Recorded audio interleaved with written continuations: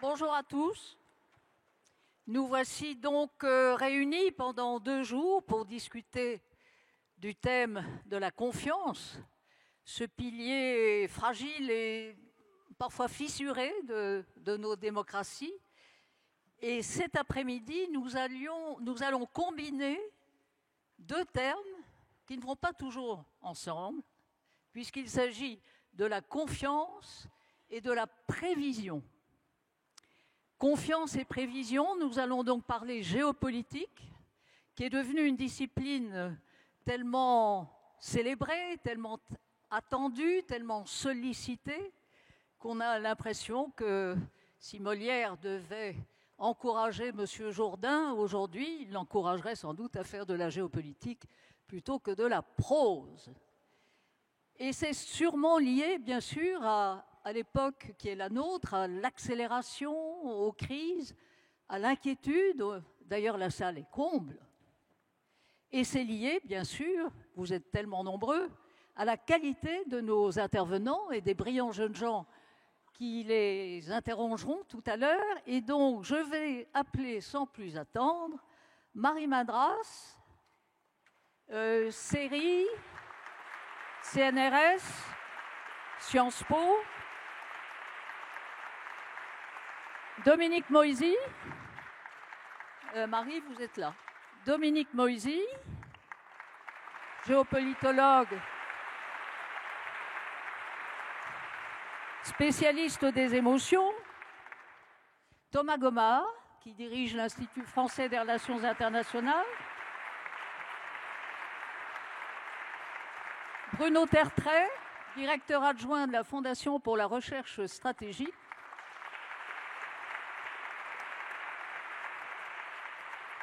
Et Frédéric Ancel, bien sûr. Frédéric. Essayiste et géopolitologue. Je ne sais pas si vous avez été nombreux à, comme moi, avoir la curiosité de suivre jeudi après-midi l'exercice annuel de The Economist, où l'un de leurs rédacteurs en chef ose se livrer à un exercice de prévision sur les événements à venir. Et donc, il a entrepris d'expliquer ce qui allait se passer en 2025, mais on lui a quand même d'abord demandé si ses jugements sur l'année 2024 avaient été validés par la réalité. Et alors, avec cet art typiquement britannique de bafouiller élégamment, il a dit « Je ne me suis trompé que sur 2 choses, l'élection de Donald Trump et la vigueur de l'économie américaine. » Bon, ça ne l'a pas démonté, il a aussitôt entrepris d'expliquer fort brillamment ce qui allait se passer en 2025. Thomas, je commence avec vous parce que j'ai été curieuse de voir que l'IFRI organise, je crois dans une quinzaine de jours, un séminaire avec un expert américain, un expert britannique et évidemment vous-même et Bruno Tertrais qui en est, pour essayer de comprendre comment et pourquoi tellement d'experts se sont trompés sur l'Ukraine, sur la guerre en Ukraine. Pourquoi avoir décidé de cet exercice, sinon est-ce une façon de reconnaître à quel point vous faites un métier difficile. Merci beaucoup pour cette question, mais vous m'apprenez ce séminaire. Donc je suis obligé de venir à la Sorbonne. Le 18 décembre. Voilà, et j'apprends que Bruno vient à l'IFRI sans que je sois au courant. Donc, mais je me réjouis d'avance. Et c'est un très bon sujet. Je ne suis pas à l'origine du séminaire, comme vous le comprenez, mais c'est un très bon sujet. Je pense que le réflexe que l'on a dans nos métiers, c'est un effort de prévision. La prévision, ce n'est pas la prédiction, ce n'est pas la boule de cristal. C'est davantage, à partir d'une situation, d'envisager des bifurcations possibles, des scénarios possibles. Et donc, le premier réflexe que l'on a quand on fait notre travail, c'est l'aspect prospectif et rétrospectif. Donc, sur l'Ukraine, je pense que c'est très intéressant de se poser déjà la question, quand commence la guerre d'Ukraine ? Et selon la réponse à laquelle vous arrivez, vous n'aurez pas la même prévision. Je m'explique, si vous commencez en février 2022, votre lecture sera différente par rapport à une lecture qui commencerait en février 2014, date de l'annexion de la Crimée par la Russie. Elle sera différente si vous vous reportez à 2003, le premier Maïdan. Elle sera différente si vous vous reportez à 1991, décembre 91, l'indépendance de l'Ukraine qui scelle le sort de l'URSS. Je pourrais aller plus loin. Mais vous voyez bien que cette question est assez fondamentale sur, en réalité, la lecture en termes de trajectoire que l'on peut faire. Et concernant l'Ukraine, je pense que les principales erreurs d'analyse commises ont été de deux ordres. Fondamentalement, une sous-évaluation de l'intentionnalité de la Russie. Et ensuite, une sous-évaluation de la résistance ukrainienne. Puisqu'en réalité, à mes yeux, la vraie surprise stratégique, c'est la résistance ukrainienne. Vous avez écrit, Thomas, un livre sur l'accélération de l'histoire. Est-ce que, parmi les multiples difficultés que vous devez tous résoudre dans l'exercice de votre discipline, il y a aussi celle-là? C'est-à-dire que tout va de plus en plus vite, on vit tous au temps numérique, et cette accélération provoque aussi une interdépendance, en quelque sorte, des crises entre elles. Oui, évidemment. Je pense que ce sentiment d'accélération est peut-être éprouvé différemment selon les régions où on se situe. Il est très déstabilisant pour nous, Européens, parce qu'on est en train de sortir d'une stabilité stratégique qui nous semblait acquise. Et donc, ça renforce cette impression d'accélération. Vous avez la gentillesse de mentionner le livre que j'ai fait en début d'année, où j'identifie 5 accélérations très importantes. La première, c'est celle de la dégradation environnementale et dans toutes ses conséquences. La deuxième, c'est celle de la propagation technologique. Je pense que l'exemple le plus évident, on va probablement en reparler, c'est le développement de l'intelligence artificielle générative embarquée. La troisième, c'est quelque chose qui a été assez peu lu, en dehors peut-être du cercle habituel des gens qui s'intéressent aux questions de sécurité et de géopolitique, c'est l'accélération de la dépense militaire, extrêmement rapide en fait depuis le 11 septembre. La quatrième accélération, c'est le fait que les BRICS, au sens large, sont devenus plus importants économiquement que le G7. Et puis la cinquième accélération, c'est que nous sommes rentrés dans un nouvel âge nucléaire militaire. Voilà. Et donc effectivement, ces 5 accélérations à analyser simultanément doivent, à mon avis, nous conduire à essayer de voir les effets de bord entre théâtres et de bien comprendre que ce qui se passe dans le Donbass a un effet à Gaza et réciproquement. Marie Madras, face à cette accélération, ce qui vous importe, c'est la méthode et en fait de prendre le temps d'analyser les faits, si j'ose dire, à l'ancienne. Le micro. À l'ancienne et à la nouvelle, puisque nous vivons dans un monde de désinformation et de fake news. Et c'est quand même l'un des moyens les plus performants de la Russie et de quelques autres pays depuis une bonne quinzaine d'années. Donc je crois qu'il faut aussi vraiment insister sur le fait que prévoir, c'est savoir. Si on ne sait pas, si on ne travaille pas à la fois sur des périodes historiques, et Thomas a tout à fait raison de dire qu'il faut déjà comprendre, et j'y reviendrai tout à l'heure, si la question vient de quand a commencé l'attaque poutinienne russe contre son voisin ukrainien. Donc il faut savoir, il faut s'informer, il faut comparer, et il faut c'est ce qui me paraît le plus important au jour d'aujourd'hui, c'est travailler en équipe et en multilatéral.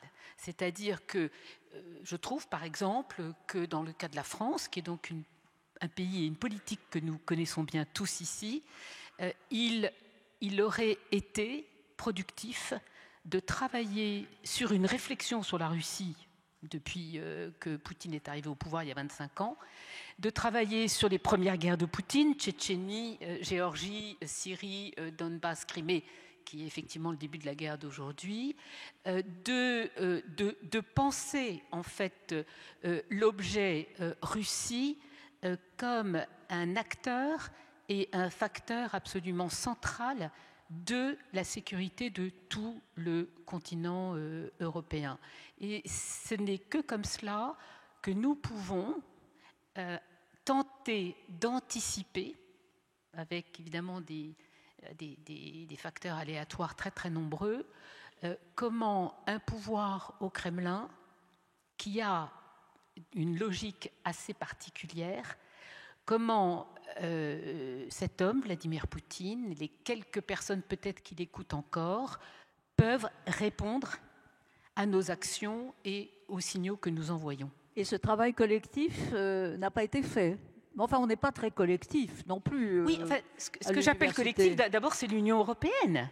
C'est-à-dire que quand la guerre d'agression a commencé, bien entendu, l'Union européenne, l'Alliance atlantique ont été deux très grands acteurs de la formation d'une stratégie européenne, d'une stratégie atlantique et même d'une stratégie internationale. Il ne faut pas oublier que les grandes institutions internationales soutiennent l'Ukraine. Que ce soit le Fonds monétaire international, la Banque mondiale. Donc, ce que je veux dire, c'est que, au fond, je vais aller peut-être un petit peu plus loin, c'est que nous aurions dû comprendre avant 2022 qu'il n'était pas productif de penser d'abord et avant tout notre stratégie nationale, ou pour les Allemands de penser leur intérêt national, avant de penser l'intérêt du continent européen et de tous nos alliés ensemble, l'Ukraine étant devenue notre allié avec le début de l'agression russe.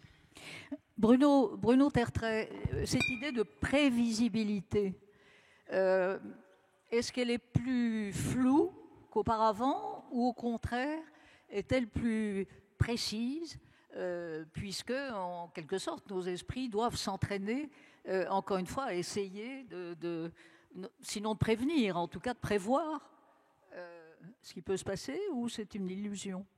Écoutez, à propos d'illusion, je vais employer une phrase de Raymond Aron que j'aime beaucoup, qui est la suivante. Raymond Aron évoque l'illusion rétrospective de la stabilité.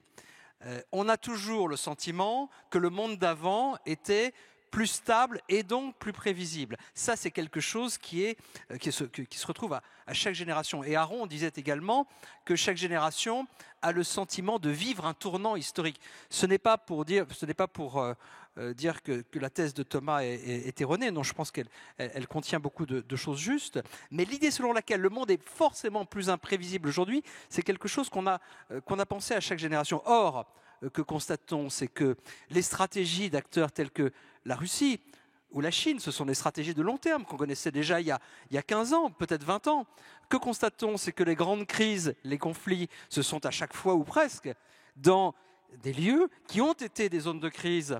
Regardez, le Moyen-Orient, le Golfe Persique, Israël et ses voisins, l'Inde et le Pakistan, la péninsule coréenne, les Balkans, toutes ces régions ont été des zones de crise au cours des 30 dernières années. Il est très rare qu'on ait de vraies surprises. Pour moi, il y a beaucoup de ruptures, mais il n'y a pas forcément beaucoup de surprises. Et cette distinction entre la surprise stratégique et la rupture stratégique, pour moi, elle est importante quand on essaie de comprendre et de prévoir. Pour moi, la seule vraie surprise, je dois le dire, j'ai eu des non-surprises.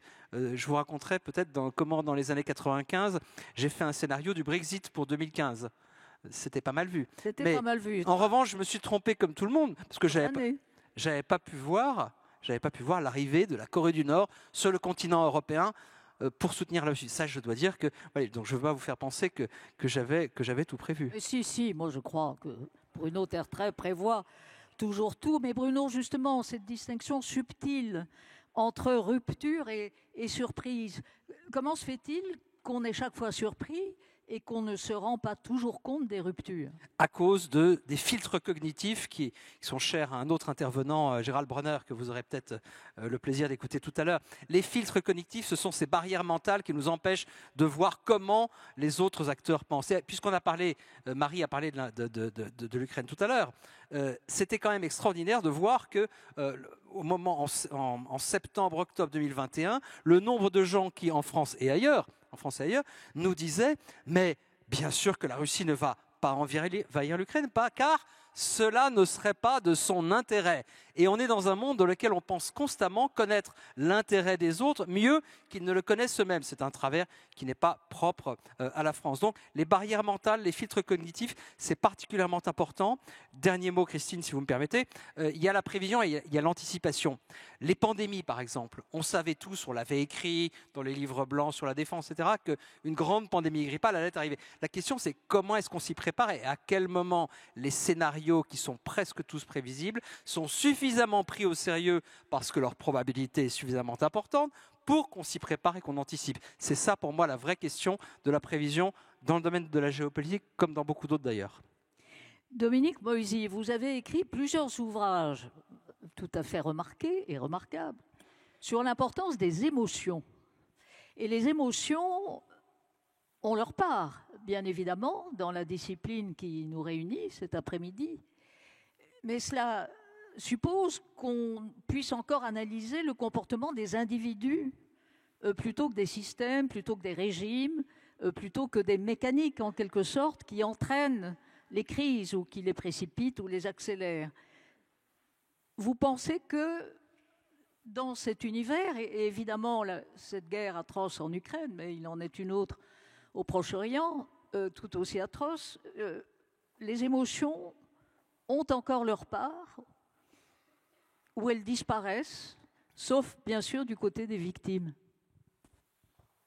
Ah non, je crois que, j'en suis même persuadé, les émotions sont plus importantes que jamais dans la compréhension de ce qui se passe. Je pars de l'idée que les entités collectives que sont les États-nations ont en réalité des émotions et doivent être analysées comme peuvent l'être les individus.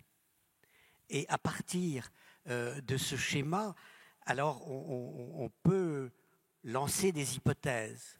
Moi, ce qui m'a frappé, nous étions d'ailleurs, Bruno et moi, ensemble, quelques jours avant le 24 février, dans un débat 2022. télévisé, et nous étions tous les deux convaincus que la guerre allait arriver. Et la présentatrice nous a demandé « mais pourquoi ?» Et elle a cité une personnalité prestigieuse, à l'époque secrétaire perpétuelle de l'Académie française, qui disait exactement l'inverse. Et je crois que la réponse qui était la mienne, mais peut-être qui était la nôtre, c'était de dire « mais il y a des informations auxquelles nous avons tendance à faire confiance. Et puis, au-delà, il y a l'intuition. C'est-à-dire qu'à un moment donné, vous sentez que ce qui va se produire, Et vous ne pouvez pas l'expliquer. La chute du mur de Berlin, bien entendu, je ne l'ai pas prévue, je ne la voyais pas à ce moment-là, mais j'écrivais plusieurs mois avant que le système allait s'effondrer et que mon baromètre, ma clé de lecture, c'était des personnalités d'Europe de l'Est qui ne croyaient plus en leur système, qui savaient que c'était fini. Eh bien, je leur faisais confiance. Je me disais, si elles pensent cela, c'est que le système, effectivement, va s'effondrer. Est-ce qu'il est arrivé que votre baromètre se trompe? Oui. Et que, par exemple... je n'ai absolument pas vu venir la victoire de Donald Trump en 2016. Elle m'est apparue progressivement inévitable en 2024. Je n'y croyais pas et j'ai eu raison en 2020. Mais en 2026, j'avais enseigné à Harvard. Aucun de mes collègues pensait que c'était une possibilité. Le New York Times, avec beaucoup d'assurance et d'arrogance, donnait les chances d'Hillary Clinton la veille du scrutin à 83-84%. Donc les élites n'ont rien vu venir. Les élites n'ont rien vu venir, Frédéric Ancel.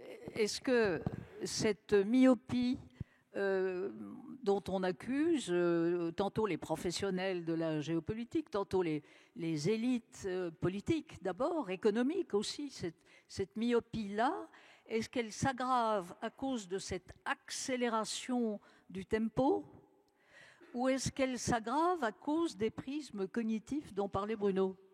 D'abord, moi je pense qu'il y a une accélération ou un accroissement plutôt du ressenti. Je ne suis pas certain qu'on puisse établir une véritable accélération, j'allais dire rythmique, des faits au regard des siècles précédents. Simplement parce qu'un fait qui aujourd'hui va être considéré comme un véritable événement ne l'aurait peut-être pas été ailleurs ou auparavant d'une part, et de toute façon n'aurait évidemment pas eu l'écho qu'il a aujourd'hui avec la surmédiatisation et évidemment les réseaux sociaux. Donc je pense qu'il faut d'abord parler de ressenti. Et puis je vais employer un mot qui n'a pas encore été employé, qui est cher à mon maître en géopolitique Yves Lacoste, qui est celui de représentation. Et je pense que si une grande partie d'entre les géopolitologues se sont trompés, notamment, et je rejoins ce qu'a dit Marie Mandras il y a un instant, sur la volonté de Vladimir Poutine, et peut-être au-delà de ça, sur le corpus de représentation nationaliste, viriliste, russe au pouvoir aujourd'hui, c'est parce que nous sommes effectivement dans une forme, alors je dis nous, notamment les Européens, les Ouest-Européens, depuis 1945, je rejoins là aussi ce qui a été dit avec cette espèce de forme de confort stratégique, nous n'avons pas fait, me semble-t-il, j'en prends ma part, nous n'avons pas fait suffisamment d'efforts en termes d'études des représentations de l'autre avec un A majuscule. Et lorsque vous ne cherchez pas à savoir comment l'autre régime, l'autre homme ou femme d'État, l'autre courant de pensée va vous percevoir, va percevoir le temps ou l'espace, va percevoir les droits des femmes, va percevoir l'argent, va percevoir Dieu ou les dieux, eh bien vous ne pouvez manifestement pas sortir d'une forme de gang idéologique. Le terme va peut-être vous surprendre, je l'accole également à nous autres Ouest-Européens, parce qu'à force de considérer qu'effectivement, ce qui a été dit est très juste il y a un instant, au fond ce sont les intérêts bien compris, vous savez je mets ça entre guillemets avec des petits tirets qui vont bien avec ce concept terrible en fait d'intérêt bien compris, en réalité, mais non, mais Mussolini n'a évidemment pas intérêt à attaquer la Grèce et l'Albanie et certainement pas l'Éthiopie dans les années 30. Et on s'aperçoit de quelque chose de terrible. Et je vous épargnerai les siècles précédents, mais ne serait-ce qu'au XXe et manifestement au début du XXIe siècle, lorsque des pouvoirs autoritaires, voire totalitaires, se sont levés et ont écrit quelque chose, ont dit ce qu'ils pensaient, ont écrit ce qu'ils allaient faire, eh bien en général, les démocraties ne les ont pas crues. Ou en tout cas, pas suffisamment souvent ou pas avec suffisamment de sérieux. Et je constate avec beaucoup de tristesse que nous avons encore péché ces dernières années. Bruno, est-ce que les démocraties sont pires ? Est-ce qu'elles sont plus incapables que des régimes autoritaires d'anticiper, de prévoir ou est-ce que finalement cette incapacité est assez également partagée ? Alors non, je pense justement que les régimes autoritaires, les pouvoirs autoritaires sont encore moins bien placés que nous pour prévoir et surtout pour anticiper. Enfin, en tout cas pour prévoir, peut-être pas pour anticiper. Qu'est-ce que je veux dire par là ?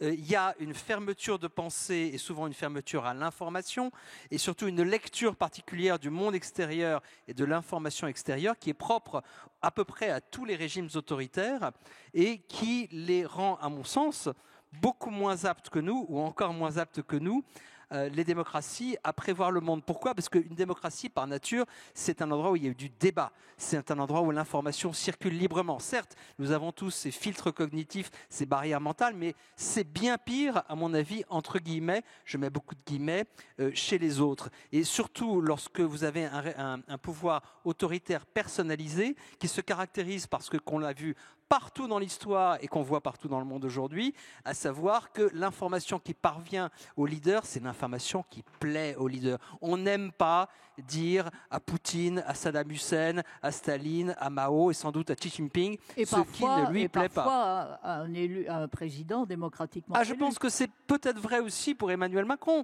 mais en tout cas, pas que. En tout cas, il y a. Non, mais c'est ça que vous voulez me faire dire, Christine. Oui. Mais j'ai réussi. En tout cas. J'ai bien dit qu'en termes relatifs, ils sont encore moins bien placés que nous pour envisager les ruptures du monde. Un dernier mot. Ils sont peut-être un tout petit peu mieux placés que nous, parfois, pour anticiper, c'est-à-dire pour dire à leur armée, à leur système de santé, je ne sais pas moi, voilà ce que vous devez faire si le scénario se produit. Ça, c'est malheureusement la force des pouvoirs autoritaires. Il y a un film qui me revient en mémoire, alors ça s'appelle, c'est un film avec Brad Pitt qui parle d'apocalypse de zombies. Le titre va me revenir en mémoire. Et dans ce film, il y a une super pandémie où tout le monde est transformé en zombie qui se répand sur la planète et elle se transmet, évidemment, c'est des zombies, donc par des morsures. Et alors, que fait la Corée du Nord ? La Corée du Nord va édenter toute sa population en une semaine. Donc, je n'ose pas dire que c'est l'avantage des régimes totalitaires, mais ça dit peut-être quelque chose de leur capacité de mobiliser, c'est une image, c'est leur capacité à mobiliser subitement, très rapidement, leur population pour faire face à un danger imprévu. Et il y a une très belle exposition sur les zombies au musée du Quai Branly, Jacques Chirac. Marie, évidemment, cette description-là s'applique parfaitement à Vladimir Poutine. Nous en discutions ensemble ce matin sur France Culture. Je fais un peu de pub au passage, de 11h à midi. Voilà, un très bon podcast aussi. Et vous avez écrit un livre très fouillé sur en fait la guerre permanente, cette idée que Vladimir Poutine lui-même et son pouvoir ne se consolident que dans la guerre. Est-ce que cela veut dire que, myopie encore une fois, les gouvernements occidentaux, à commencer par les États-Unis, même si Washington a vu avant nous et a annoncé, sans qu'on les croie, que Poutine allait attaquer l'Ukraine, est-ce que Poutine est justement un personnage qui échappe à notre capacité d'analyse ? Poutine est le système Poutine. Je crois que quand on parle d'émotion, on parle d'intuition, mais tout ça ne sert strictement à rien, l'intuition, si on n'a pas une connaissance sérieuse de l'intérieur, de la façon dont fonctionne un système de type autoritaire, dictatorial. Et ça c'est ce que je connais bien. Donc, dans mon livre « La guerre permanente », j'explique non seulement la succession de guerres, puisque Poutine est arrivé au pouvoir parce qu'il a promis à l'armée et aux forces spéciales du renseignement de prendre la revanche contre les Tchétchènes, donc de lancer une seconde guerre contre les Tchétchènes. C'est comme ça qu'il est arrivé au pouvoir, pas autrement. Donc son régime, son ascension est intimement liée au recours à la force brutale contre des populations civiles qui n'avaient jamais menacé la Russie. Donc, je voudrais donner deux réponses à votre question.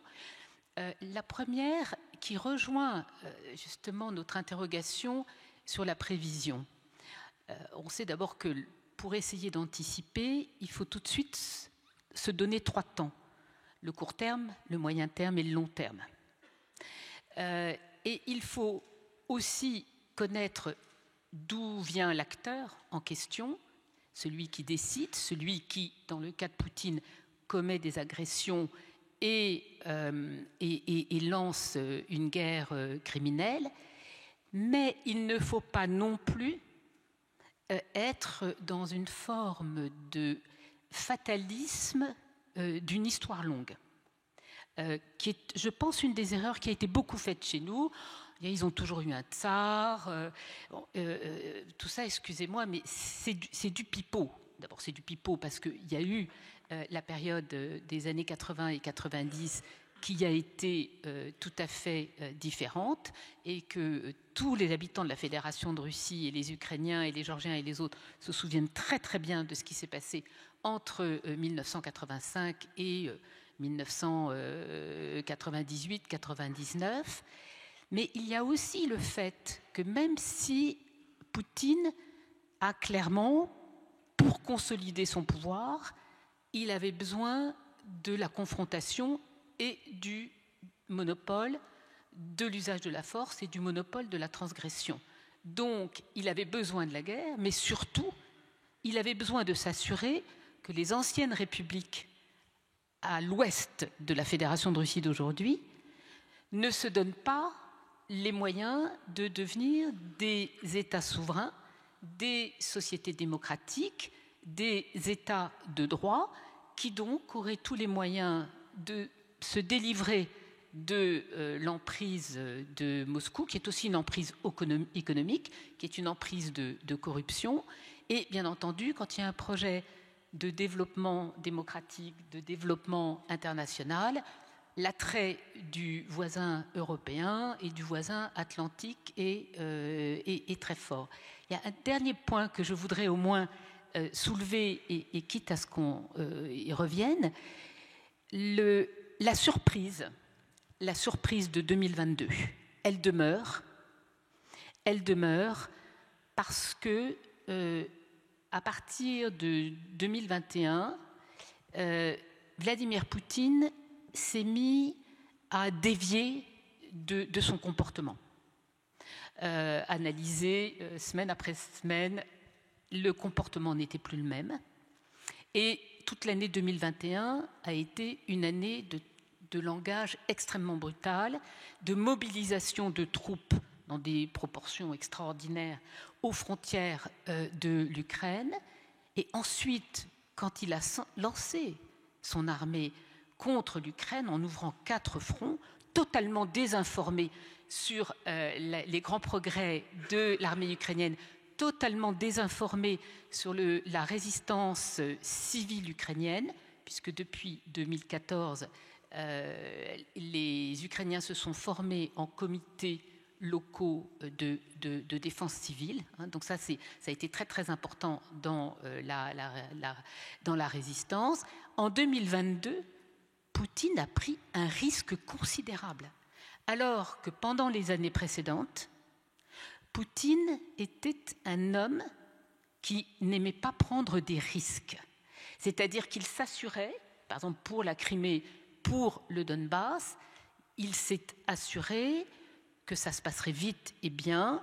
Il s'est trompé, nous, les Occidentaux, réagi plus en 2014 qu'ils n'imaginaient avec les sanctions. Mais le 24 février 2022, il a pris un risque énorme et il a fait un pari qu'il va perdre à terme. Frédéric Ancel, la personnalité de Poutine, la guerre en Ukraine, la personnalité de Benjamin Netanyahou, la guerre au Proche-Orient, avec maintenant le Liban qui est absolument, encore une fois, déchiqueté dans une indifférence quand même quasi générale, et bien sûr une guerre qui a démarré ou qui s'est intensifiée, bien évidemment, avec les attaques terroristes du 7 octobre. Néanmoins, sur le personnage Netanyahou, est-ce qu'il y avait des éléments de prévisibilité liés à son parcours, à son histoire familiale, en particulier son père, qui, je crois, était un disciple de Jabotinsky, enfin toutes sortes de choses que vous connaissez infiniment mieux que moi. Est-ce que, autrement dit, le personnage Netanyahou, est-ce que là aussi, on n'a pas suffisamment compris à qui on avait affaire, puisque nous autres journalistes surtout, mais enfin nous sommes toujours évidemment coupables de tous les péchés, mais nous autres journalistes, qu'est-ce qu'on a vu ? on a vu évidemment toutes les casseroles, il faut bien dire, qui menaçaient le Premier ministre démocratiquement élu de la seule démocratie qui existe dans cette partie du monde. Et au fond, on a suivi ce feuilleton. Mais on n'a pas compris. Est-ce que vous avez compris à qui on a affaire ? D'abord, ce ne sont plus des casseroles, ce sont de véritables marmites. Là, on a quand même affaire à quelqu'un qui est poursuivi à plusieurs titres et à plusieurs reprises par la justice, effectivement, démocratique de son pays. Je vais vous dire, toute honte bue, oui. Et je suis sûr que vous me posez la question parce qu'il y a très longtemps déjà de cela, je commis une thèse de doctorat sur un petit patelin dont personne ne parle jamais, dont tout le monde se fiche, pour lequel on ne fait jamais la guerre, qui s'appelle Jérusalem. Alors en fait, au Proche et au Moyen-Orient, donc je vais vous répondre, chère Christine, juste après avoir évoqué le terme d'instrumentalisation. Les représentations que j'évoquais tout à l'heure, les émotions qu'évoquait à juste titre tout à l'heure Dominique Mosier, qui ont leur poids dans les relations internationales, sont très souvent, trop souvent, instrumentalisés par des pouvoirs politiques. Alors, c'est en particulier vrai dans les régimes autoritaires, mais pas uniquement. Et je pense que là aussi, il faut faire attention à ce biais. Et là, je rejoins ce qu'a dit Marie Mandras, ne pas considérer de façon peut-être un petit peu structuralisante, pas si ça se dit, que sur des temps longs brodéliens, depuis toujours, les Russes ou les Ukrainiens ou les Juifs ou les Arabes pensent comme ceci ou comme cela. Je voulais juste faire un petit focus sur l'instrumentalisation. Sur Netanyahou, bien sûr. Bien sûr, parce que en réalité, c'est quelqu'un qui est à la fois nationaliste, qui a toujours prôné le grand Israël, pour faire très court, de la mer au Jourdain, mais c'est aussi quelqu'un qui est diplômé du MIT, qui est passionné d'économie, qui d'ailleurs a organisé, et avec un véritable succès, les fameux accords d'Abraham, qui pour Israël est un plus non seulement diplomatique, mais économique, voire technologique en termes de vente de produits technologiques. Et c'est quelqu'un qui est passionné par le high-tech. Alors, vous me suivez bien, l'économie va permettre d'émolier, d'assagir le Hamas. Parce qu'avec l'argent, tout le monde s'assagit. Et si vous voulez, c'est terrible parce que là, on a affaire à la représentation, ou la double représentation, de quelqu'un qui voulait maintenir ad vitam aeternam un statu quo entre Hamas dans la bande de Gaza et autorité palestinienne, qui d'ailleurs avait été évincé hors de tout droit international et de manière violente par le susmentionné Hamas en juin 2007. Et au fond, grâce, entre autres, à l'argent particulièrement duplice du Qatar, eh bien, il allait permettre au Hamas de continuer à parler, à crier et à hurler fort, mais en réalité, il ne risquerait plus, et on revient à ce biais cognitif dont a parlé tout à l'heure Bruno, il ne prendrait plus le risque, ce Hamas, de faire la guerre, parce que quelque part, il s'embourgeoiserait. Et ce qui est terrible, c'est que la cerise amère sur le gâteau, c'est cette fameuse barrière qui était censée protéger Israël, qui coûtait 1,1 milliard de dollars et qui était bourrée d'électronique et d'informatique. Et ça plaît beaucoup à Netanyahou, et je n'exagère pas, ce n'est pas de la petite histoire. Aujourd'hui, on sait parfaitement que ce sont les deux variables de prise de décision qui l'ont motivé. Mais si vous me permettez, chère Christine, d'un mot, je dois vous dire aussi quelque chose, c'est que de l'autre côté, on s'est très lourdement trompé aussi. On a mésestimé chez les islamistes radicaux du Hamas, qui sont la branche palestinienne des Ikhwan, donc les frères musulmans, on s'est lourdement mésestimé, comme depuis toujours, sur la solidité ou pas de la société israélienne et sur la représentation, sur la notion, sur le concept de peuple juif, de nation juive. Ce qui, bien évidemment, ne correspond pas aux représentations du Hamas. Et à voir les manifestations qui, chaque semaine, vous vous en souvenez, pendant toute l'année, qui s'était écoulée avant le 7 octobre, des manifestations monstres contre la réforme constitutionnelle de Netanyahou, le Hamas voyait que des officiers de réserve disaient « Puisque c'est comme ça, si Israël n'est plus une véritable démocratie, eh bien moi, j'arrêterai de faire la guerre. » Et pour ces gens-là, c'était enfin, j'allais dire, la divine surprise. C'était le moment, en quelque sorte, de vérité qui conforterait ce qu'ils avaient toujours pensé de cette société israélienne tout à fait factice, frelatée, croisée, etc. Et bien évidemment, des deux côtés, on s'est lourdement trompé. Dominique, qu'est-ce que cela veut dire, s'agissant encore une fois de ce chaudron au Proche-Orient, avec le vertige des émotions, le vertige des religions et d'idéologies religieuses qui animent autant le Hezbollah que le Hamas.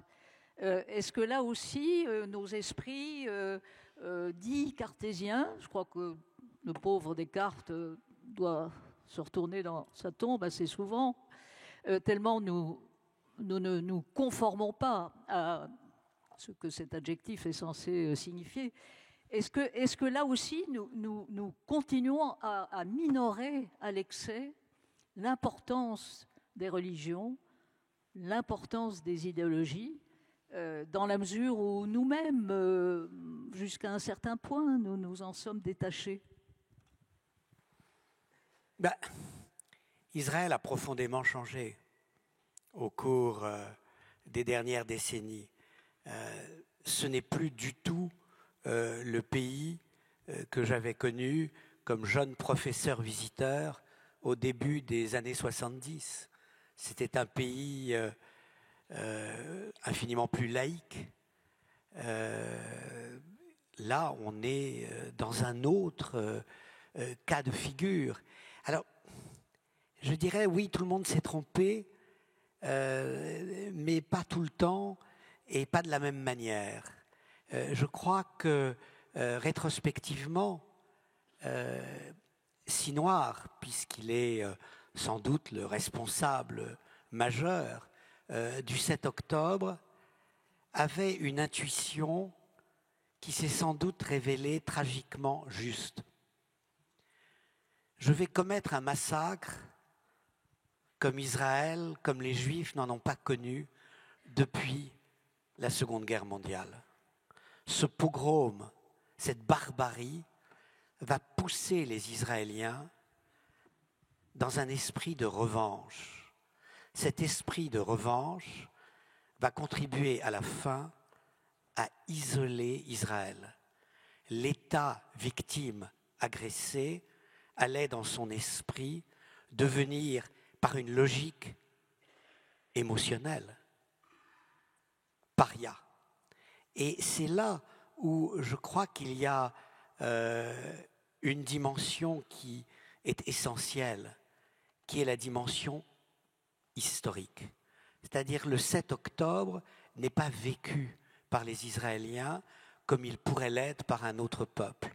Il y a souvent cette formule qui est utilisée, un enfant abusé peut avoir tendance à reproduire dans sa vie les souffrances qu'il a connues. Alors la formule est difficile, ambiguë, complexe, mais ce qui m'a frappé tout au long de cette dernière année, c'est que les Israéliens, effectivement, ont dépassé leurs différences, ont retrouvé une unité sans doute temporaire face à la menace et à l'agression. Mais il y avait quelque chose qui les unissait. C'était une indifférence totale au sort des Palestiniens, qu'ils soient très nationalistes ou qu'ils soient moins nationalistes. Et c'est cela. Et donc, je crois que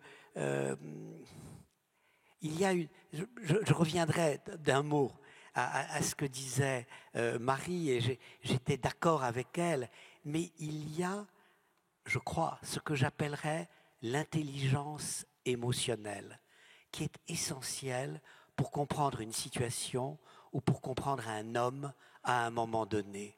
Je rencontre Poutine en 2000, le premier dîner qu'il fait à Paris est à l'Institut français des relations internationales. L'ambassadeur de Suède me ramène, il est très content, il me dit « Ah, enfin, on va avoir un dirigeant digne de la Russie ». Et je lui dis, très inquiet, « Non, j'ai vu quelqu'un qui physiquement me rappelle l'espion dans Bon baiser de Russie, James Bond, et on ne va vraiment pas s'amuser. » Ben, on va tous aller au cinéma. Thomas, avant de laisser ces brillants jeunes gens vous poser leurs questions, et il y en a beaucoup, ce qui me frappe dans ce tour de table, c'est évidemment toujours cette notion du temps, enfin du temps de l'analyse, du temps de la prévision. Est-ce que l'analyse nécessairement à court, à moyen, à long terme, pour reprendre l'expression de Marie Madras, est-ce qu'on est meilleur dans le long terme, mauvais dans le court terme et le moyen terme, on ne sait même pas ce que c'est. Bon, en écoutant la discussion, j'ai l'impression qu'on est en train de faire de la géopolitique et qu'il faut lire en même temps des livres de développement personnel. Je ne suis pas sûr que ce soit la bonne approche, pour être tout à fait honnête. Moi, ce qui me frappe, pour faire écho à ce que Dominique et Frédéric ont exprimé, c'est que je pense qu'on est dans un monde très particulier en Europe, je reviens sur cette idée, dans la mesure où, à mon sens, l'Europe comprend beaucoup moins bien le monde et les autres que les autres ne comprennent l'Europe. Et ça tient probablement, et c'est un sujet méthodologique pour nous tous, au contact que nous entretenons. Dominique rappelait qu'il n'a pas vu le de 2016 en lisant le New York Times et avec ses discussions à Harvard. Je crois que c'est très symptomatique en réalité. C'est-à-dire que nous avons une approche qui a eu tendance à oublier les questions idéologiques. Quand nous nous intéressons aux questions idéologiques, nous nous intéressons aux idées, nous nous intéressons beaucoup moins à l'expérience vécue par les acteurs. Et ça, à mon avis, ça signifie qu'en réalité, notre effort de prévision gagnerait à essayer d'aller beaucoup plus en profondeur dans les sociétés que nous étudions, de ne pas nous limiter aux circuits professionnels dans lesquels nous naviguons avec... c'est très important d'y être, mais ce n'est pas là que ça joue en réalité. Et je pense que ce point de vue-là, à mon avis, il faut se remettre en cause de ce point de vue-là et de faire l'effort à la fois de discernement et d'aller beaucoup plus en profondeur par rapport aux pays et aux sociétés que nous étudierons. Alors ça me conduit à vous répondre sur est-on meilleur sur le court terme, sur le moyen ou le long terme. Sur le long terme, quand même, ce qu'il faut aussi analyser, c'est l'utilisation qui est faite par les autres de leur propre histoire, de la nôtre. Moi, je suis toujours très frappé, par exemple, de l'usage très facile fait par la Russie, la Chine ou d'autres pays de la mémoire du général de Gaulle, par exemple. Et comment ça, la compréhension très fine qu'ils en ont pour provoquer les réactions qu'ils souhaitent, de notre point de vue. C'est un exemple parmi d'autres. C'est-à-dire, je pense que l'analyse du récit historique produit par l'autre est tout à fait essentielle. Et l'erreur, à mon avis, que nous sommes en train de commettre, c'est de voir, parce que la Chine n'arrête pas de parler de 2049, parce que Poutine a fait en sorte de pouvoir rester jusqu'à 2036 et aujourd'hui devenu l'historien en chef de la Russie, au fond de prendre cette capacité de long terme pour quelque chose d'extrêmement construit, d'extrêmement solide. Ça ne veut pas dire qu'il ne faut pas s'y intéresser, ça veut probablement dire que nous-mêmes, nous devrions, à mon avis, faire un effort beaucoup plus sérieux pour essayer de jalonner notre propre vision d'ici 2049, ce qui n'est pas fait. Voilà. Donc je répondrai de cette manière-là, c'est-à-dire en soulignant probablement une forme d'insuffisance méthodologique de notre propre côté. Alors en 2049, ces brillants jeunes gens seront aux affaires. Donc, bonne chance. Voilà. Bonne chance. Donc voilà, maintenant vous avez devant vous quelques-uns, et vous l'avez vérifié, des meilleurs esprits de cette discipline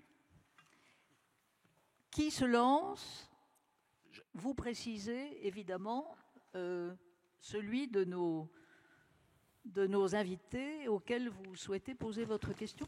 Bonjour à tous, Tanguy de Boredon, HEC Paris. Je vais rebondir justement sur ce que vous venez de dire, Monsieur Gomard, vous parlez de 2049. On a beaucoup parlé de l'anticipation, de la prévision des crises actuelles et donc du regard qu'on avait dans les années 80, 90, 2000 sur les crises qui arrivent maintenant. Si on se pose aujourd'hui, dans notre époque, exerçons vos capacités de prévision. Comment voyez-vous ces crises? Comment voyez-vous l'évolution de ces crises que nous vivons actuellement? Et quelles nouvelles crises vont apparaître selon vous dans les prochaines années? En sachant que, si je reprends ce qui a été dit notamment par M. Tertrais, la plupart des crises sont prévisibles, ont été prévisibles aujourd'hui. Les crises géopolitiques qu'on voit aujourd'hui étaient toutes anticipables. Qu'est-ce que vous anticipez pour les prochaines années? Je vous pose la question à vous, mais voilà, Oui. Thomas.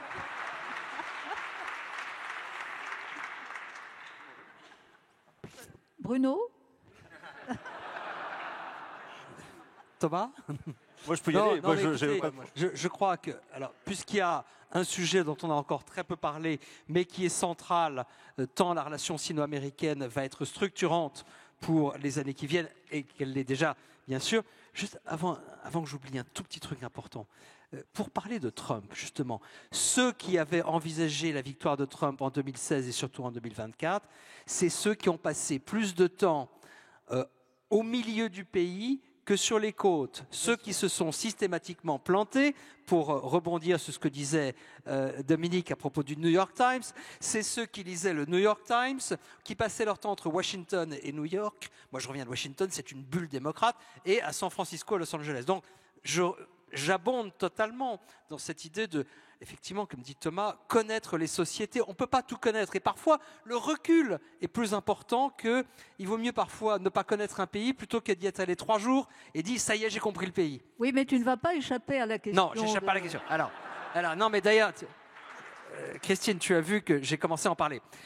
Puisqu'on parle... 2049. Ah oui, ça s'appelle World War Z, le film. Ça y est, j'ai trouvé. World War Z. Avec Brad Pitt, c'est un film très amusant et très géopolitique. Il y a un mur de Jérusalem aussi. La réponse. Alors, non, la grande question, je pense, je vais la formuler de la manière suivante. Pour nous tous, mais surtout pour le monde, c'est peut-on imaginer qu'en 2049, du point de vue de Pékin, la question de Taïwan n'ait pas été réglée, soit pacifiquement, soit par la force ? La réponse est probablement négative, toutes choses égales par ailleurs. C'est-à-dire si on pense que le régime chinois sera le même en 2049, ce qui n'est pas totalement évident. Mais vous voyez, donc aujourd'hui, moi je suis très frappé, et je m'arrêterai là, par le fait qu'un scénario connu, écrit, balisé, même s'il a différentes variantes, qui est celui de l'unification par la force, que ce soit l'agression, le blocus ou l'invasion, n'est pas suffisamment préparé par les Européens. Or, ça serait une crise d'ampleur mondiale, même si nous, Européens, n'avons aucune raison d'aller nous battre pour Taïwan. Mais je suis très frappé de voir à quel point le scénario le plus prévisible et le plus important, c'est 10% du PIB mondial qui disparaît tout de suite, en conséquences économiques directes et indirectes. Ça, c'est Bloomberg qui a fait cette estimation il y a 3 mois. Et donc, voilà, je dirais que ça reste ce scénario-là, même s'il est... relativement improbable à mon sens aujourd'hui, il est trop important pour qu'il ne soit pas scénarisé totalement, y compris par les Européens, qui à mon sens ne le font pas encore suffisamment. Une autre question. Bonjour, Titon Colin Paseda de l'ENAC à Toulouse. Donc j'avais une question pour Monsieur Ancel. Donc vous l'avez dit, Madame Mandras, actuellement on est dans un monde qui est assez global, donc ce qui se passe au Donbass actuellement va avoir un lien avec ce qui se passe à Gaza. Donc comment pouvons-nous prévoir sur des situations assez spécifiques sans que ces prévisions viennent fausser celles qu'on a fait sur d'autres domaines ? Je me suis lâchement réjoui il y a quelques minutes que ce soit mes camarades qui écopent de la question précédente. J'aurais dû raviser. Donc, merci jeune homme. Je pense que l'un des points méthodologiques les plus fondamentaux, me semble-t-il, en géopolitique, c'est vraiment l'articulation.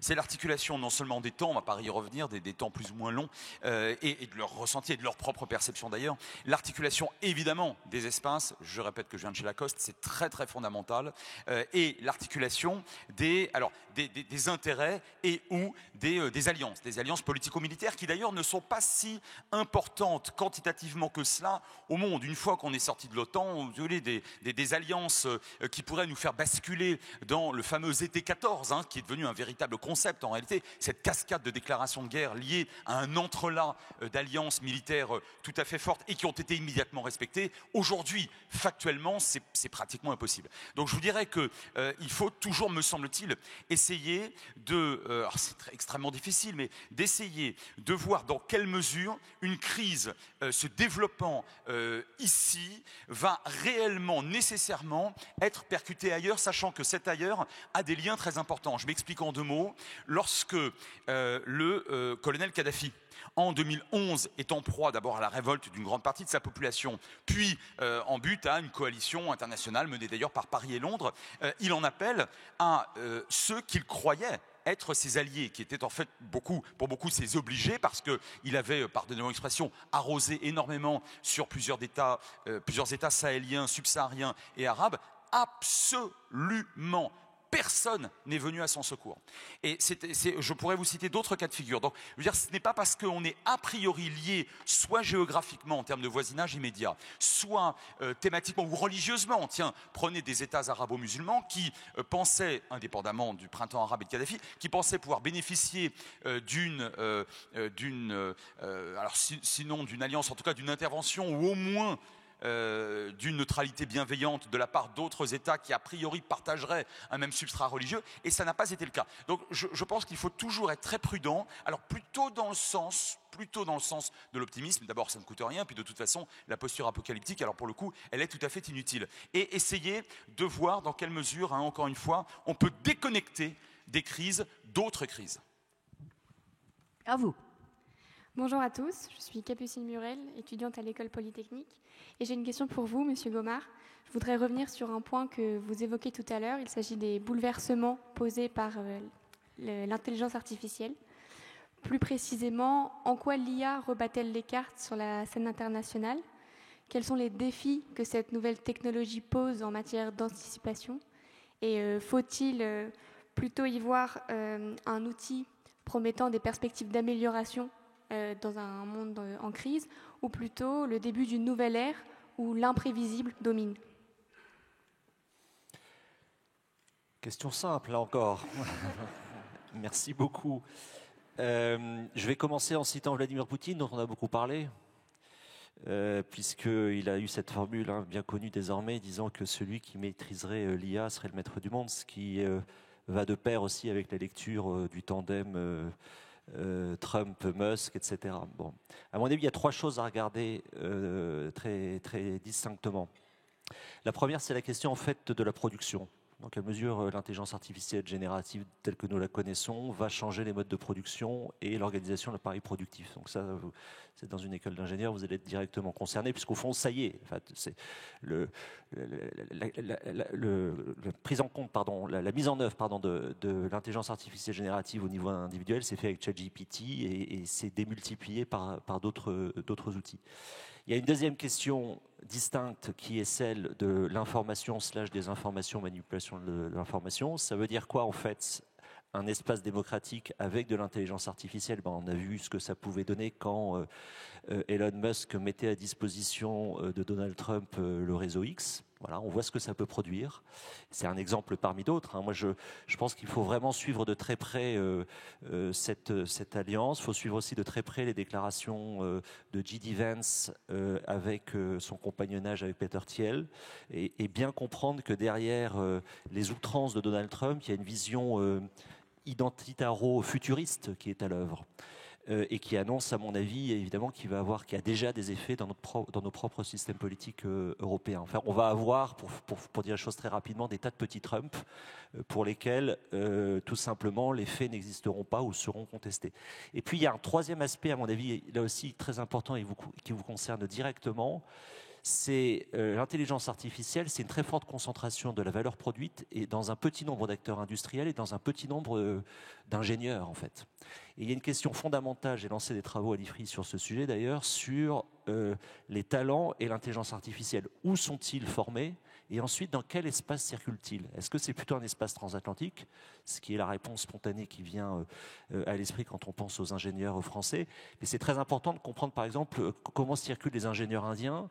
Aujourd'hui, l'Inde étant le pays qui a le plus d'étudiants étrangers à l'étranger, 6 millions d'étudiants indiens à l'étranger, ou les boucles qui peuvent exister entre les pays du Golfe et les ingénieurs chinois. Voilà, je vous répondrai comme ça pour discerner peut-être 3 sujets indépendamment de ce terme très générique intelligence artificielle que tout le monde utilise, peut-être un peu trop comme une forme de slogan. À vous.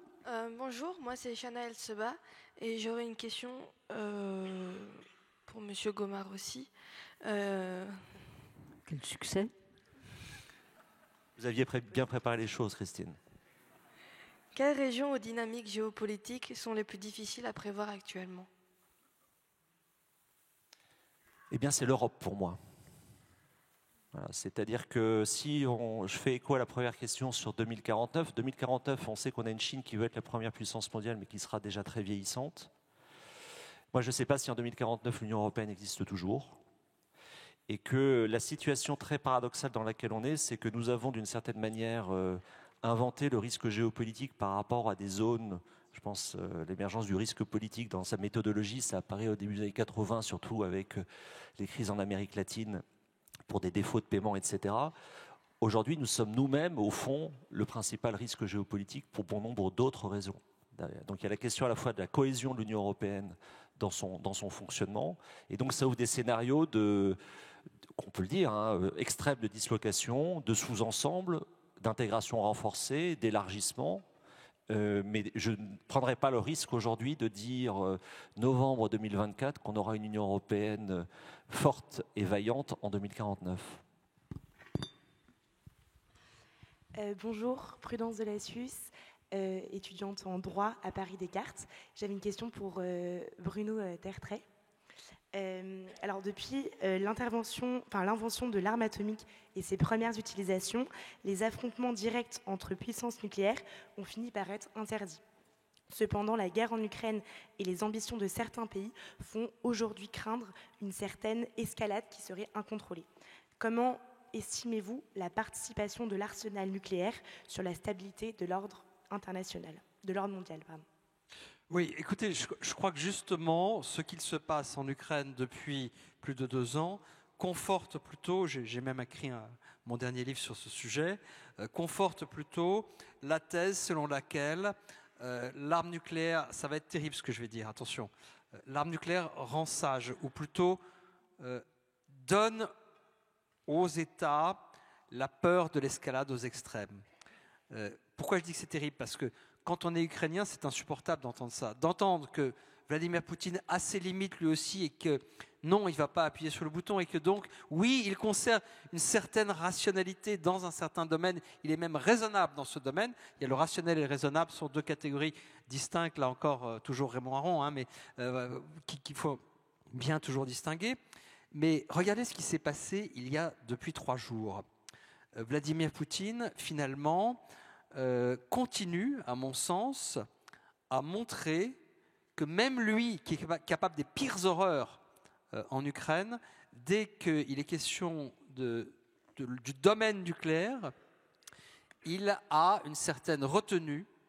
On pourrait disserter à l'envi sur le fait que c'est un homme du FSB et que les gens du FSB ne touchaient pas au nucléaire. Mais il y a plein de choses qu'on pourrait... Mais les auteurs russes eux-mêmes, avec leurs prédécesseurs soviétiques, ont écrit sur le fait que les armes nucléaires, la puissance nucléaire a partiellement apprivoisé l'Union soviétique et lui a donné peur de la guerre. Léonid Brejnev, quand on lui fait faire un exercice nucléaire, on lui dit maintenant, monsieur le premier secrétaire, vous allez appuyer sur le bouton.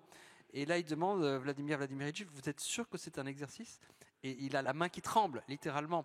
Bon, tout ça pour dire que, oui, je crois que l'arme nucléaire comporte de terribles dangers, mais a encore aujourd'hui plus d'avantages que d'inconvénients, et continue à borner l'horizon de la guerre d'une manière, j'allais dire l'horizon de la guerre raisonnable. Encore une fois, si vous êtes ukrainien, c'est inaudible. Mais l'horizon, quelque chose qui à la fois permet à Poutine d'envahir l'Ukraine parce qu'il se sent protégé par son arme nucléaire, et aussi empêche Joe Biden d'aller plus avant dans l'assistance à l'Ukraine. On lui a reproché d'ailleurs, mais Biden, qui est un homme de la guerre froide, il avait une obsession, il l'a encore, éviter la 3e guerre mondiale. C'est difficile de lui en vouloir. Donc voilà, c'est une réponse longue à votre question qui aurait pu tout simplement, à laquelle j'aurais tout simplement pu répondre par le mot oui, ça continue de borner, pour le pire parfois, mais pour le meilleur souvent, l'horizon de la conflictualité entre États qui s'en sont dotés, ou en tout cas entre grandes puissances. À vous, on a encore le temps de 2 questions avant de passer bien sûr aux questions de la salle. Allez-y. Alors, Tristan Heidemann, étudiant à Cage Business School, j'ai une question pour Monsieur Moisy. On a vu que la prévision, ça entraîne des fois des erreurs. Il y a plein de facteurs qui rentrent en compte et des fois, on ne voit pas certaines choses arriver. Donc, quelles sont pour vous, à l'heure actuelle, les principales limites à la prévision géopolitique? Facile aussi. Oui. Quand j'ai commencé ma carrière, on m'expliquait que la géopolitique, ça consistait à distinguer en anglais the trend, la tendance lourde, du trendy, ce qui était à la mode. Et donc le géopoliticien, c'est celui qui regarde le monde et qui dit ça, c'est une tendance lourde, ça, c'est à la mode, on ne va pas en parler très longtemps. Alors ce qui me frappe aujourd'hui, c'est qu'en réalité, nous nous trouvons devant le moment le plus potentiellement dangereux que nous ayons connu depuis la fin de la Deuxième Guerre mondiale. Est-ce que, après 80 ans de paix, ou presque, en Europe, nous ne sommes pas en train de basculer dans un univers qui sera dominé par la guerre, parce que nous n'allons pas contrôler les développements qui se produisent aujourd'hui en Ukraine, avec des comparaisons multiples, avec, bien entendu, l'année 38, Munich. Est-ce que si on cède à la Russie aujourd'hui, elle ne va pas nécessairement, fatalement, aller plus loin et nous conduire à une guerre qui impliquera au moins tout notre continent. Et il y a cette idée, chez certains presque, de fatalité. Si on prend un recul historique, eh bien le monde arrive peut-être à rester au maximum raisonnable pendant 80 ans. Regardez le 19e siècle, regardez le 18e siècle. Il y a des siècles plus tragiques, comme le 14e ou le 17e, où le monde n'a pas réussi à être sage pendant une telle durée. Mais le problème, c'est que c'est votre génération qui se trouve confrontée à ce hasard, si j'ose dire, du calendrier. Et donc, il ne faut ni verser dans le catastrophisme, dans le fatalisme, dans la résignation, mais en même temps, il me semble qu'on doit être conscient de la gravité extrême du moment que nous vivons. Jour après jour, dans cette escalade, au-delà des faits, il y a comme une petite musique. Et cette petite musique, elle est tragique. Une question encore, et puis la salle. Donc une question cette fois très globale. Pour prévoir, il y a un besoin d'information. Or, ces informations, surtout dans le contexte de guerre qu'on voit aujourd'hui de plus en plus, sont obscurcies, que ce soit par la propagande d'un côté ou la désinformation de l'autre, créant ce qu'on appelle communément un brouillard de guerre. Comment, dans ce contexte, et là, donc cette question très globale, je pense que vous pouvez tous y répondre. On va demander à Marie de répondre là-dessus, si cela vous va. Oui. Donc la question c'est comment atteindre la masse d'informations utiles nécessaires pour trouver, comme disait les grandes tendances qui sont à l'œuvre. Comment extirper les grandes tendances des faits, des informations parfois fausses qui nous sont communiquées. Merci pour cette grande question aussi. Je réponds rapidement, Christine. La question aujourd'hui, ce n'est pas quelle est la masse d'informations que nous devons avoir, mais le tri de ces informations. Okay ? Nous tombons tous dans les pièges. Chacun d'entre nous, sur un sujet qu'on ne connaît pas bien, on peut avaler des informations que nous n'avons pas vérifiées, c'est-à-dire faire une double vérification avec d'autres sources. Et c'est très compliqué, puisque, comme vous le savez, par exemple, la propagande russe continue de circuler sur nos ondes. Moins qu'au début de la guerre, mais toujours. Le deuxième point, les tendances. Le problème des tendances, c'est qu'elles ont du mal à anticiper les ruptures. Et c'est ce qui s'est passé, enfin moi c'est ce que j'ai étudié de près avec le comportement du pouvoir russe et l'Ukraine, c'est que vous pouviez penser que c'était une tendance lourde d'aller jusqu'à une guerre abominable et criminelle. Et en fait, ce que j'explique dans mon livre « La guerre permanente », c'est que c'est une rupture, cette guerre, par rapport aux tendances précédentes. Donc c'est compliqué. Le troisième point, je souhaitais répondre à Thomas Gomard sur l'Europe, qui est... je suis les politiques européennes de très près. L'Europe, comme tu l'as dit, Frédéric, finalement, c'est la seule alliance, à la fois politique et militaire, qui existe sur ce grand continent avec les États-Unis et le Canada. Alors pourquoi l'enterrer dans quelques années? L'Europe a été, et nous a même surpris, dans sa capacité de réponse, de riposte, de mobilisation après le 24 février 2022. Il ne faut pas croire que tout ça était évident. Moi, chaque jour, je craignais ce qu'allaient déclarer les Allemands, les Français, les Italiens. Nous avons été bons.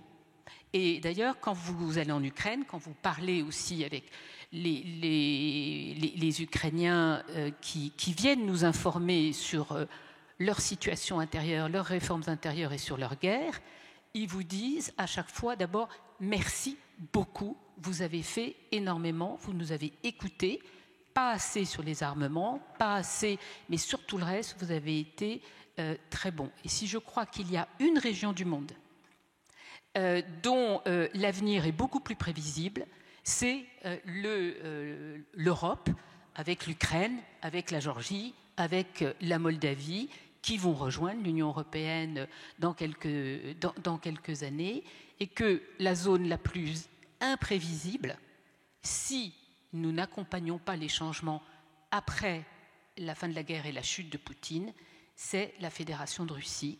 Mais comme en partie c'est sur notre continent, parce qu'ils sont les voisins de nombreux peuples européens, nous accompagnerons les populations de la Fédération de Russie dans leur reconstruction politique, économique, humaine, et je ne vois pas d'autre solution pour que la Fédération de Russie devienne un ensemble étatique, humain, économique, qui apporte à ces 130 millions environ d'habitants une vie à peu près normale. Merci Marie. Donc, il nous reste 18 minutes, très précisément. Évidemment, j'ai du mal à voir qui a le micro dans la salle. Oui. Merci de vous lever, voilà, Oui. et d'adresser, s'il vous plaît, Oui. non pas un commentaire, mais une question à l'un de nos amis Alors, avant ici tout, présents. Merci beaucoup pour vos exposés brillants qui nous éclairent. On comprend qu'il est plus que jamais important de se rappeler que les autres ne pensent pas comme nous pour mieux les comprendre. Et à partir de ce fondement, est-ce que vous pratiquez la multidisciplinarité? C'est-à-dire que vous êtes de brillants géopoliticiens, mais est-ce que vous travaillez avec des sociologues, politologues, philosophes, pour croiser différentes formes d'intelligence pour justement afin de mieux comprendre le monde? Merci. Une autre question, on va les prendre par trois, de façon à accélérer.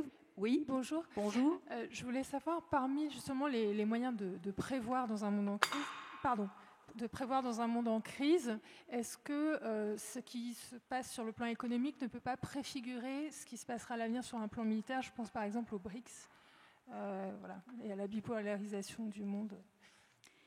Merci. Une troisième question, et après les réponses. Oui, je vois une main là. Oui, je peux poser une question, s'il vous plaît. Allez-y, je vous en prie. Alors, je voudrais aller dans le prolongement de M. Moïsi. D'abord, je m'appelle Isabelle Langlois et permettez-moi de retourner dans mon enfance, on va dire dans mon jeune âge adulte. J'étais étudiante en droit à Assas. Je suis étudiante. Je voulais revenir à ce que M. Moïsi disait et je voudrais rajouter une brique à tout ce qu'il a dit en parlant du climat. Nous sommes dans une configuration, nous l'humanité, où nous n'avons jamais connu ce qui se passe aujourd'hui au niveau du climat. On dit aussi, et j'écoute vous les émissions auxquelles vous participez tous, et vous dites que le climat va entraîner des guerres. Guerre de l'eau, guerre de possession de métaux rares pour fabriquer des batteries électriques, je ne sais quoi. Donc votre question, s'il vous plaît? Est-ce que l'humanité va se recentrer sur son aspect humain et va se dire on arrête de faire la guerre et on s'associe et on lutte contre le réchauffement climatique, ou alors au contraire, l'être humain va être de plus en plus bête et continuer à faire la guerre? Alors encore, oui. Allez-y, et après les réponses. Dominique Chauvin, prospectiviste. En 2049, Oh là là, quel courage. Oui. En 2049, il y a beaucoup de choses qu'on ne connaît pas, qu'on ne sait pas. Par contre, il y en a une qu'on sait avec précision, c'est justement le changement climatique avec un certain nombre de dégâts prévisibles. Ma question, c'est est-ce qu'il ne faut pas rentrer le changement climatique, qui est une tendance lourde au sens de Dominique Moïsi, est-ce qu'il ne faut pas intégrer le changement climatique dans les relations internationales et donc dans la géopolitique, comme le fait Pierre Charbonnier dans son excellent ouvrage tout à fait récent, en disant que c'est un sujet primordial de géopolitique? Oui, vous avez raison, et on voit d'ailleurs ce qui se passe à Bakou, qui hélas semble se terminer sur un échec. Alors pour répondre à ce bouquet de très bonnes questions, qui se lance d'abord, Bruno? Rapidement, parce qu'il y aurait une heure, ne suffirait pas à répondre de manière intelligente à toutes ces questions. Premièrement, mais toutes vos questions sont formidables parce qu'on peut les prendre dans un seul bouquet. Premièrement, oui, la multidisciplinarité, c'est indispensable. Moi, je ne suis pas économiste, mais je me suis formé aux statistiques et j'intègre l'économie, l'environnement et beaucoup de choses dans ce que je fais. C'est absolument indispensable. Il y a des politistes français, pardon la Sorbonne, mais qui n'aiment pas les chiffres. Heureusement qu'il y a des gens qui sont à l'aise avec les chiffres, parce que les chiffres, c'est aussi indispensable que les lettres quand vous voulez faire de la prospective, que ce soit dans ce domaine-là ou dans d'autres. Deuxièmement, est-ce que l'économique détermine le politique? Non, non, non et non. Non, pardon Marx, mais non. Non, c'est pas les histoires de gazoducs qui déterminent les guerres au Moyen-Orient. Et en général, les événements politiques ont autant d'influence sur les événements économiques que l'inverse. Enfin, l'environnement, mais bien sûr, madame, bien sûr, nous l'intégrons. Bien sûr, les politiques climatiques, l'évolution du climat, oui. En revanche, dire premièrement qu'on connaît avec certitude ce que sera exactement l'état du climat dans certaines régions du monde en 2049, je ne dirais pas avec certitude. Tout ça, ça reste de la modélisation informatique, même si au niveau régional, elle devient de plus en plus précise. Pierre Charbonnier, oui, je connais son ouvrage, mais bon, comment dire, tout le monde ne peut pas maîtriser tous les domaines. Et puis, quand on me parle, alors ça fait 15 ans qu'on me parle des guerres du climat, moi, j'ai écrit un petit bouquin au CNRS Éditions il y a une dizaine d'années pour dire les guerres du climat, contre-enquête sur un mythe moderne. Non, l'évolution climatique, que ce soit sous l'angle des ressources ou sous l'angle de la stabilité des sociétés ou sous l'angle des migrations, ne suffisent pas à déclencher des guerres. Non, tout au plus, ce sera un facteur supplémentaire, mais il n'y aura pas des guerres déclenchées par le changement climatique. En revanche, ça sera beaucoup plus compliqué pour certains États directement affectés. Alors que ça affecte les sociétés elles-mêmes, oui. La guerre civile, oui, malheureusement. La grande guerre causée par le changement climatique, je ne pense pas que ce soit un scénario réaliste et on pourrait passer 2 ou 3 heures pour expliquer pourquoi à bon sens. Dominique. Moi, je serais plus proche de vous, madame. Je crois que à un moment où ce qui est en jeu, c'est la survie de notre gâteau commun, la planète, il est absurde de vouloir une part plus grande du gâteau, quand c'est le gâteau lui-même qui est en train de disparaître. Et il y a une contradiction majeure entre l'évolution du monde, qui devrait être beaucoup plus multilatérale qu'il l'a jamais été, parce qu'il n'y a de réponse que multilatérale à la question du climat, et la tendance beaucoup plus grande au chacun pour soi, au moi d'abord et au reste ensuite. Et c'est les conditions d'un suicide collectif. Donc je crois que la question climatique est une question centrale, essentielle de la géopolitique désormais. Frédéric, peut-être revenir sur l'économie. Oui, monsieur disait, c'est très important, et d'ailleurs je crois qu'on l'a démontré ici, si c'était nécessaire, de savoir ce que les autres pensent, c'est très fondamental, et je vous rejoins, ça ne signifie pas qu'ils ont raison pour autant. C'est-à-dire que de plus en plus souvent, un nombre très important de commentateurs, de très bonne foi par ailleurs, et sans doute de bonne volonté, m'expliquent ou nous expliquent ce que pensent le ou les Suds, parce que le Sud n'existe pas. Les différents Suds, c'est absolument passionnant. C'est pas pour ça que ces gens-là ont raison. Ça, c'est le premier point. Le deuxième point, bien sûr, coupler et encore une fois articuler les différentes disciplines. Et sur le Proche-Orient, sans vouloir faire assaut d'égoïsme, ne pas faire d'histoire, c'est pas très très sérieux en réalité. Ne pas faire de démographie sur le Proche-Orient, c'est pas très sérieux non plus. Donc bien sûr, les croiser. Et puis troisième point, mais vraiment très rapidement, il y a 4 ans et demi de cela, moi qui ne connaissais strictement rien et qui ne connais toujours rien du tout à la biologie, je constatais qu'autour de moi, il y avait 67, peut-être 68 millions de biologistes à l'époque du Covid. C'est extrêmement irritant de constater tous les jours que j'ai autour de moi il y a plein de 67 millions, oui peut-être, mais alors tu sais, chère Christine, 67 ou 68 millions de spécialistes du Proche-Orient, je peux vous dire que c'est assez pénible en réalité. Donc pourquoi je vous dis ça? Parce que méfions-nous et méfiez-vous de la tautologie. La tautologie. Bravo Frédéric. On a encore le temps de 3 questions et 2 réponses. Thomas, pardon. C'est bien la première fois que vous me censurez, chère Christine. Oui, moi j'ai une question. Non, pardon monsieur. D'abord, si vous me permettez, monsieur, je réponds très rapidement, comme ça je vous laisse vous poser votre question en disant 2 choses.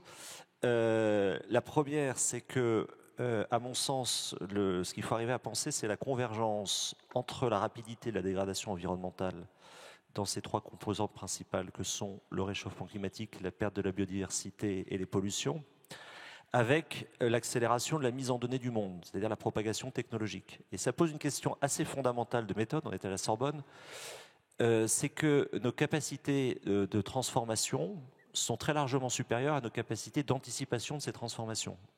Et effectivement, la question de l'environnement est absolument cruciale à intégrer par la géopolitique, mais elle est beaucoup plus large que cela, en somme. C'est-à-dire que nous sommes dans des systèmes productifs où nous transformons sans bien comprendre au fond les conséquences de cette transformation. Voilà ce que je voulais répondre pour ma part. Peut-être en écho aussi à la réponse de Marie. Je pense que c'est très intéressant pour notre débat. Pourquoi? Parce que notre désaccord porte au fond sur le modèle. Moi, je considère, je le souhaite comme citoyen, évidemment, que l'Union européenne soit toujours solide et un système démocratique en 2049. Je n'en suis absolument pas sûr en 2024. Alors, oui, 3 moi, questions. J'ai une question sur l'Ukraine. Oui. Si vous étiez, en tant qu'expert, si vous étiez les conseillers de nos dirigeants européens, est-ce que vous leur conseillerez d'envoyer des troupes en Ukraine, au moins pour aider l'armée ukrainienne à protéger ses frontières, et comme ça ils pourraient dégager des troupes pour aller au contact avec les forces russes? Merci. Une autre question? Oui, s'il vous plaît. Bonjour. À votre gauche. Oui, allez-y. Oui, alors la question est la suivante. Tout d'abord, merci d'organiser ce type de conférence aussi enrichissante et si peu coûteuse, puisqu'on a un accès à l'information et à la qualité de l'information. La question est la suivante, c'est par rapport à un contexte en effet géopolitique tendu, interpays et intergouvernance. Que pensez-vous de la colonisation de l'espace, qui sera forcément un sujet, qui est déjà un sujet militaire, et qui engage des gouvernances telles que le Canada, les États-Unis, le Japon, l'Europe, la Russie et la Chine, qui de plus en plus prend aussi de part. On parle de 2030-2050. 2030 plus par rapport au dérèglement climatique. 2050, ce sera certainement notre avenir, ou pas. Elon Musk n'est pas parmi nous, mais sinon il nous parlerait de Mars. Une toute dernière question et un bouquet de réponses. Oui. Là. Alors, qui a le micro? Allez-y, je vous en prie. Luc van Middelaert a écrit il y a quelque temps déjà... pardon, vous pouvez rapprocher le micro de votre... Voilà. Ok. Donc Luc von Middelhart a écrit il y a quelque temps déjà un livre intitulé « Quand l'Europe improvise ». Quand nous ne sommes pas capables de prévoir des crises géopolitiques, notamment la guerre en Ukraine ou même le retour de Trump au pouvoir, sommes-nous toujours capables d'improviser? Et comment improviser face à des crises qui gagnent en importance et qui nous concernent sur le plan également de l'Union européenne, alors que nous devons mettre plusieurs puissances d'accord? Est-ce qu'il est toujours possible de s'accorder et de répondre par l'improvisation? Merci. Merci. Qui prend cette question-là? Thomas, vous prolongez, et puis Bruno. Vas-y. Merci pour cette question. Sur l'improvisation, je vais répondre peut-être avec une référence. Vous avez cité von Middelhart, il a écrit un très bon livre. On va prendre une autre référence qui est Machiavel. Pourquoi? Parce qu'en fait, la manière de gouverner, c'est de gouverner en fonction de la fortune ou de l'infortune, c'est-à-dire des circonstances. Et puis, c'est faire preuve de virtu, c'est-à-dire de capacité de gouvernement précisément. Et donc, ce que vous mettez, vous, sous le terme d'improvisation, moi, j'utiliserai le terme de virtu, mais ça implique évidemment une organisation pour ce faire, et puis des dirigeants et des dirigés qui s'entendent, et surtout des dirigeants qui soient au niveau. Moi, je dirais très simplement que, gouverner, c'est essentiellement l'art d'improviser. Pour bien improviser, il faut avoir exercé les muscles intellectuels et politiques qui vous permettent d'improviser. Pour ce faire, il est moins important de prévoir que d'anticiper et d'être moins obsédé par les signes noirs que par les rhinocéros gris. Les signes noirs, c'est l'événement improbable, tellement improbable qu'on ne peut pas le prévoir. Le rhinocéros gris, c'est typiquement, encore une fois, la grande pandémie grippale. On le sait. On ne passe pas assez de temps à l'anticiper et à exercer, à scénariser ce qui se passerait. De même pour Taïwan, je reprends encore un exemple concret, on sait que ça peut arriver à n'importe quel moment, même si c'est probablement pas dans les années qui viennent. C'est trop important pour que ça ne soit pas scénarisé, joué et travaillé. Les responsables politiques ne passent plus de temps à imaginer, voilà, mettons-nous ensemble pour imaginer entre nous comment ferions-nous si ça arriverait. Non pas pour écrire le scénario à l'avance, parce qu'encore une fois, gouverner, c'est improviser, mais pour entraîner les muscles intellectuels qui vous permettent de réagir à temps et d'improviser de la manière la moins pire possible. La colonisation de l'espace, qui se lance? Oh, là, il n'y a pas un enthousiasme fou, mais Frédéric. Oh, vas-y.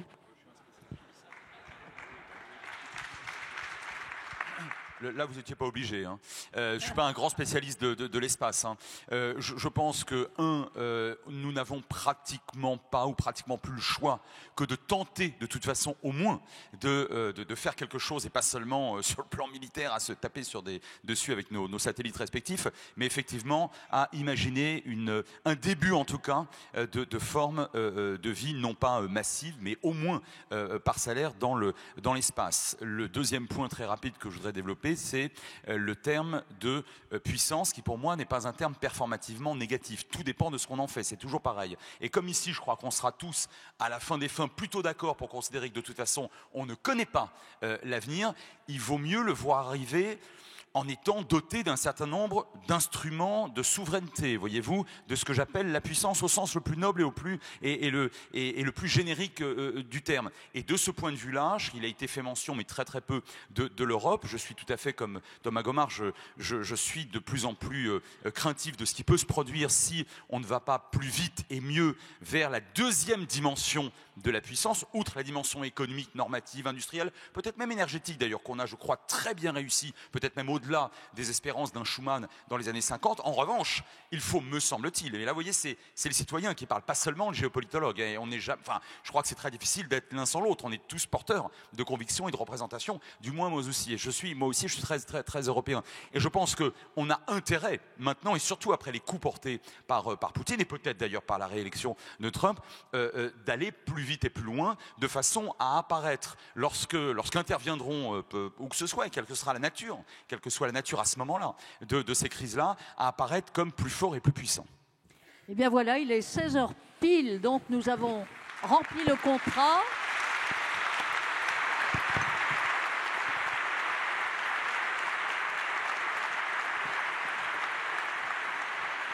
Mais je voudrais me hasarder à mon tour à faire une prévision. Donald Trump échappera à la justice de son pays jusqu'en 2028.